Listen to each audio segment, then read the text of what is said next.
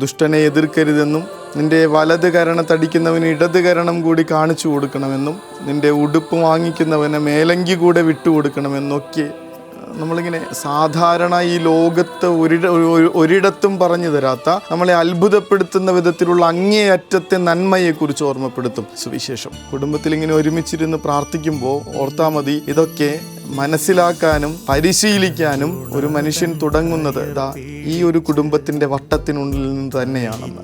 എന്തെങ്കിലും നന്മകൾ നമ്മുടെ ജീവിതത്തിൽ ബാക്കിയുണ്ടായിട്ടുണ്ടെങ്കിൽ, ഇപ്പോഴും നമ്മൾ നിലനിർത്തുന്നുണ്ടെങ്കിൽ ആലോചിച്ച് നോക്കിയാൽ മതി. എൻ്റെ കുടുംബത്തിനുള്ളിൽ നിന്ന് ഞാൻ പരിശീലിച്ചെടുത്ത, എൻ്റെ അപ്പനും അമ്മയും പറഞ്ഞു തന്നിട്ടുള്ള, കാരണവന്മാരായിട്ട് പകർന്നു തന്നിട്ടുള്ള സുഹൃതങ്ങൾ മാത്രമാണ് ഇപ്പോഴും ഞാൻ ഇങ്ങനെ കൊണ്ടു കിടക്കണേ.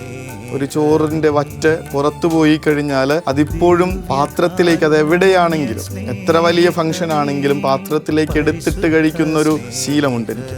നുണ പറയാത്തൊരു ശീലമുണ്ട്. എന്തൊക്കെ പറഞ്ഞാലും ഇതുവരെ കോപ്പി അടിച്ചിട്ടില്ല എന്ന അഭിമാനത്തോടുകൂടെ ആരുടെ മുൻപിലും വിളിച്ചു പറയാൻ പറ്റുന്നൊരു ധൈര്യമുണ്ട് എനിക്ക്.